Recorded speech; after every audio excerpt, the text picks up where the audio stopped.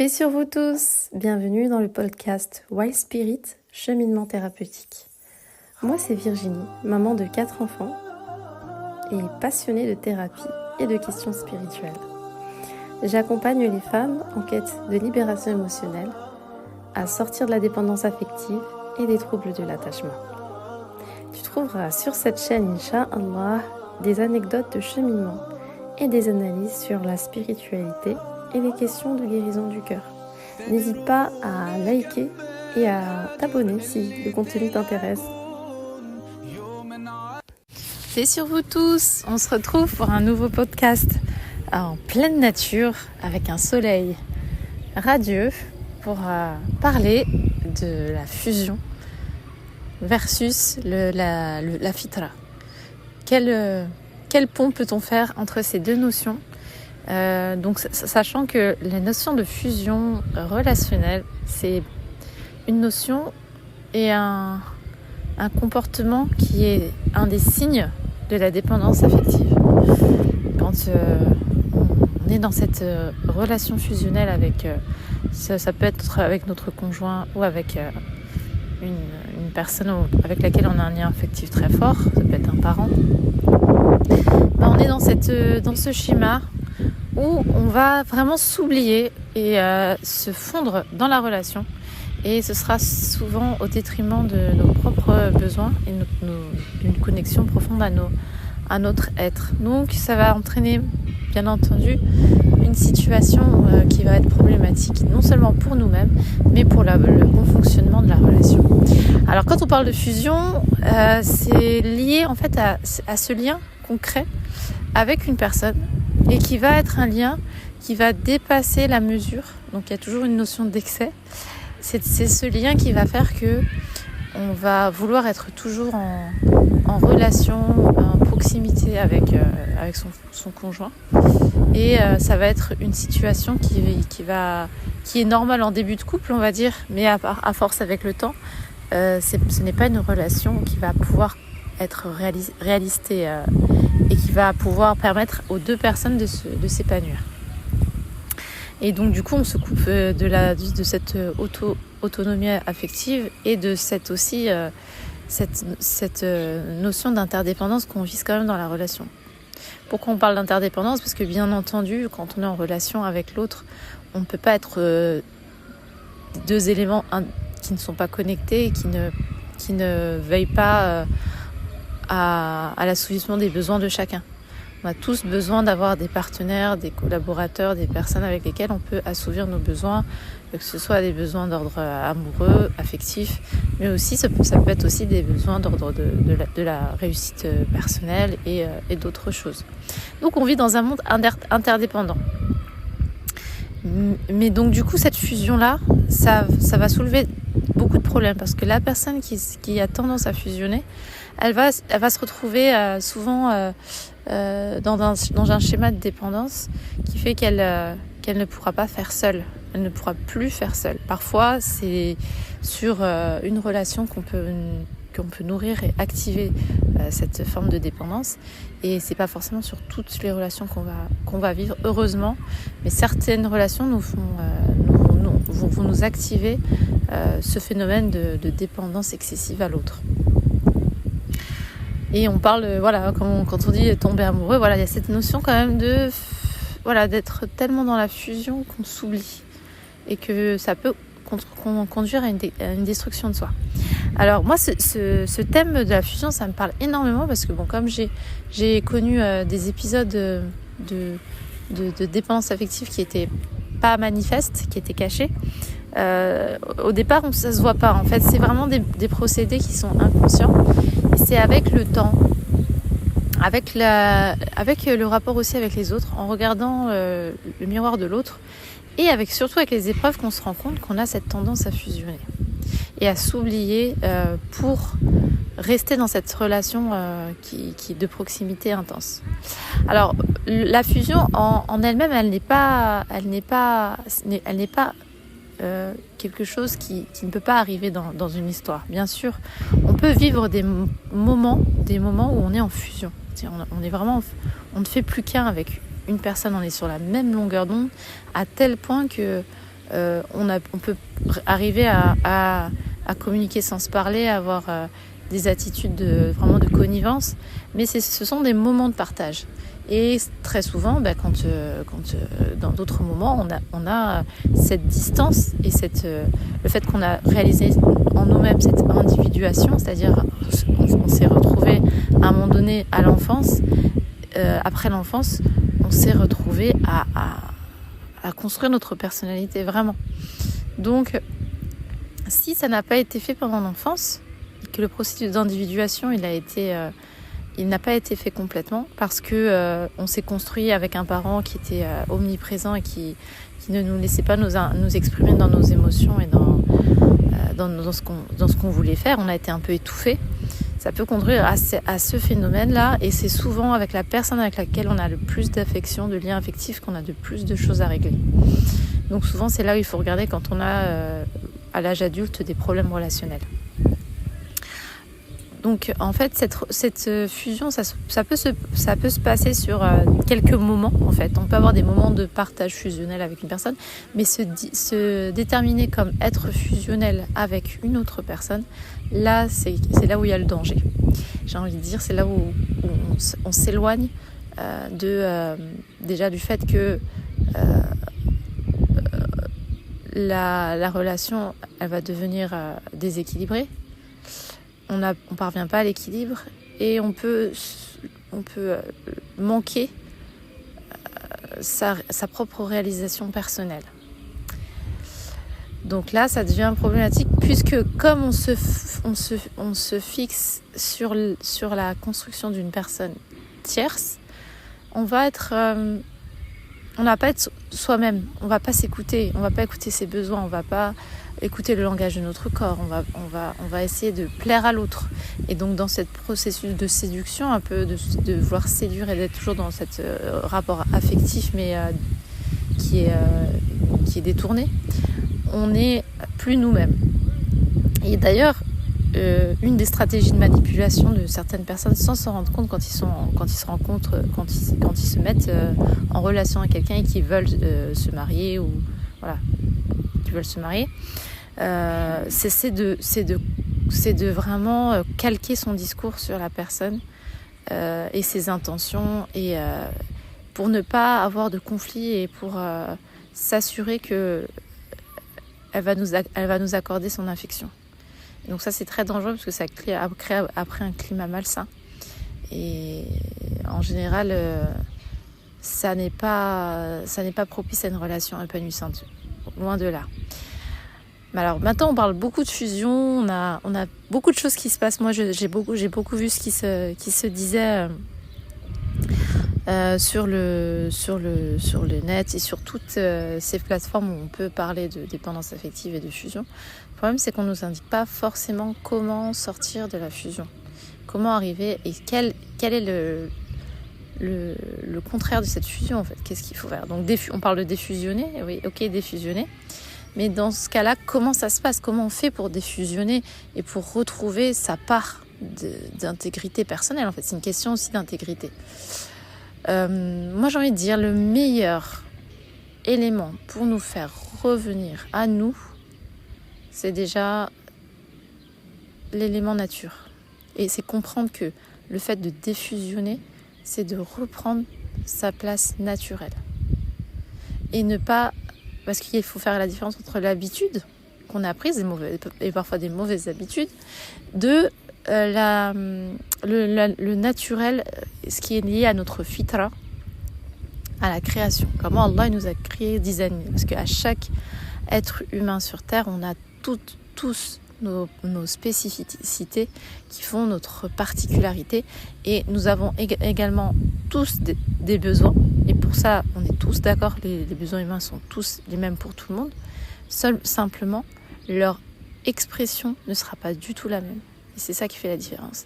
Et là, on peut le voir dans un élément naturel. Quand on est dans la nature, là je suis dans la nature, je vois que la création, elle a ses particularités. C'est-à-dire que quand je vois le ciel, déjà le rapport ciel-terre, il y a une couleur différente qui est clairement qui fait la disjonction. Parce que dans le mot fitra, le mot en arabe fitra, et la racine c'est fatara, qui veut dire créer, il y a aussi la notion de fendre, et une notion de différenciation des éléments. Quand on va dans la nature, on se rend compte qu'il y a des fleurs, ok, d'accord, c'est un collectif, les fleurs, mais chaque fleur a sa spécificité, a sa senteur, a son besoin en termes d'eau, en termes d'exposition au soleil, en termes de durée de vie, en termes... Voilà, et elles ont toutes une signature différente. Et c'est ça qui fait la beauté de la nature, c'est qu'il y a une différenciation. Tout n'est pas homogène tout n'est pas sur le même mode. Voilà. Et c'est quand on est sur le même mode, d'ailleurs on le voit dans les zones urbaines où on commence à mettre des bâtiments qui se ressemblent et ça perd de l'authenticité, ça perd de la beauté et ça entraîne une forme de dépression qui peut être due aussi à l'environnement dans lequel on vit, qui n'est pas du tout naturel et qui est dépourvu de cette différenciation, de cet élément différenciateur. Parce que quand on parle de fitra, on parle d'éléments différenciateurs aussi. Parce que quand Allah subhanahu wa ta'ala crée, il fait par exemple fendre la graine. Et donc de cette graine qui est fendue, il y a un élément qui vient différencier le tout. Il y a un élément qui vient et qui s'impose au milieu. Par exemple, quand Allah subhanahu wa ta'ala dans le Coran dit faliqul habba wala an-nawa, il est celui qui fend la graine. Et dans cet acte de fendre, il y a la création qui sort. Voilà. Et donc, quand on est dans cette forme de fusion, il faut apprendre à revenir à soi. Donc il faut peut-être parfois aussi cultiver les moments de solitude pour ça. Essayer de s'auto-observer et voir, donc essayer de comprendre ce qui nous est spécifique en tant qu'être. Et ça demande d'ailleurs de revenir à soi et de mettre en place certaines techniques qu'on peut voir en thérapie et d'autres pour revenir à soi en profondeur et essayer de se poser des questions sur soi.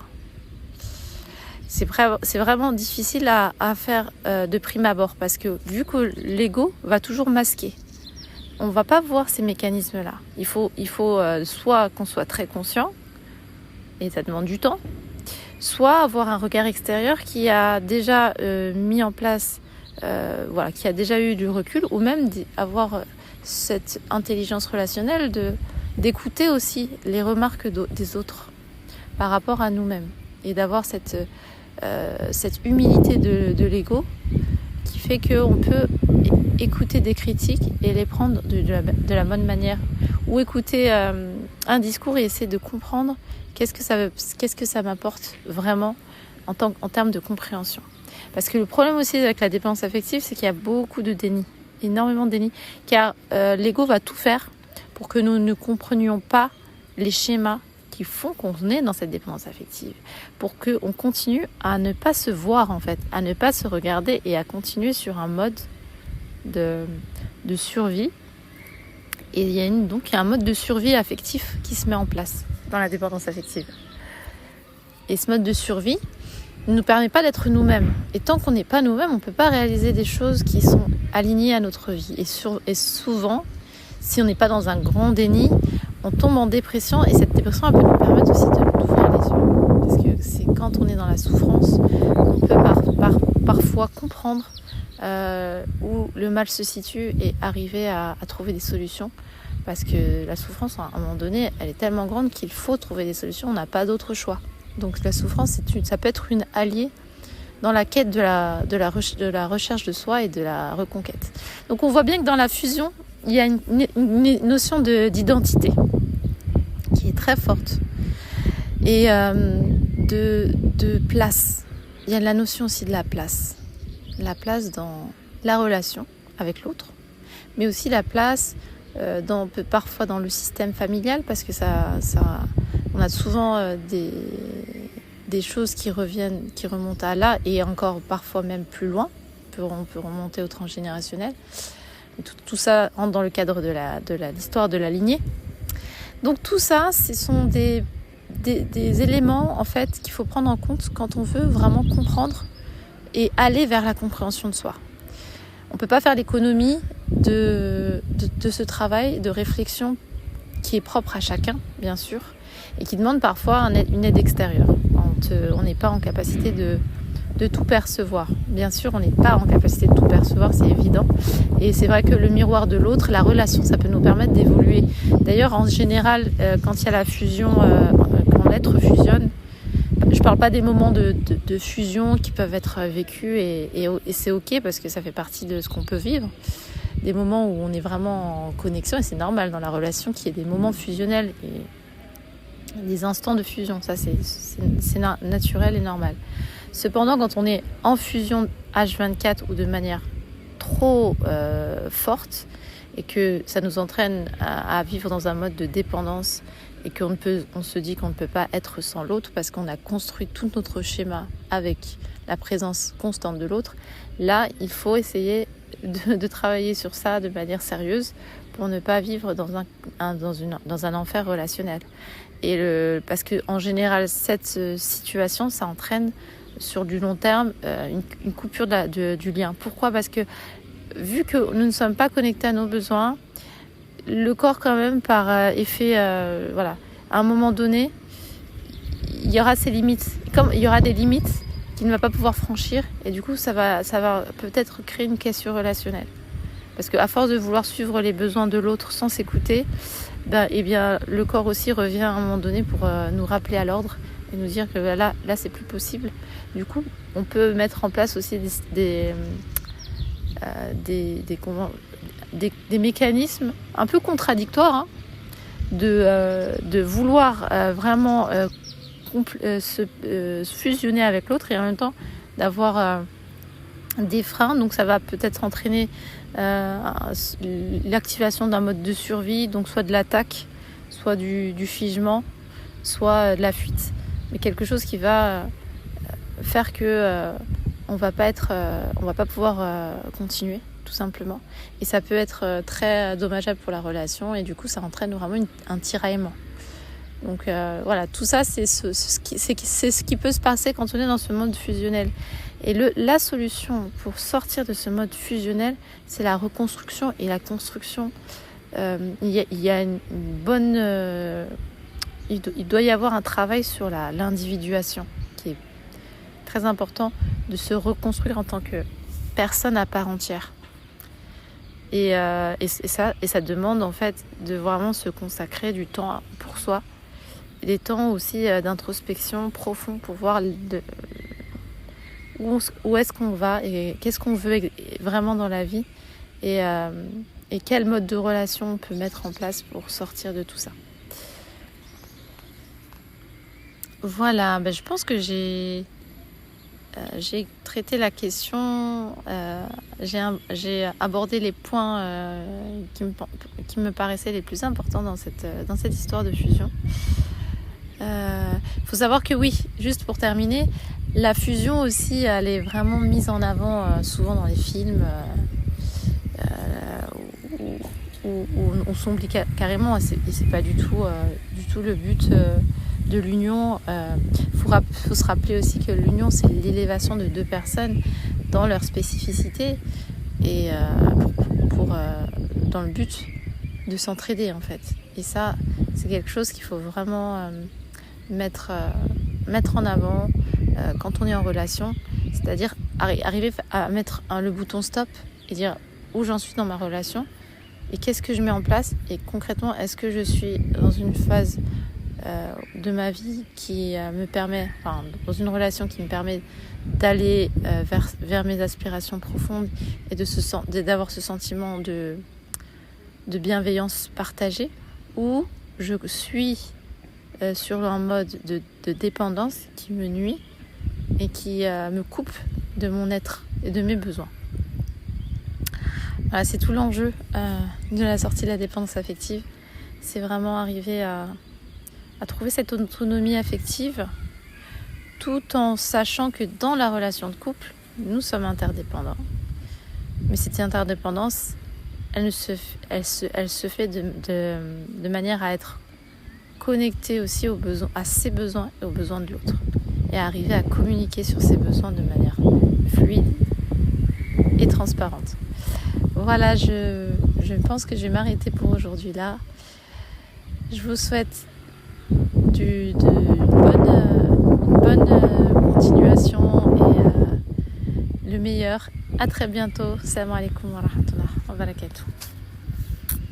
Si tu as apprécié ce contenu, je t'invite à t'abonner, à liker et à partager autour de toi. À très bientôt.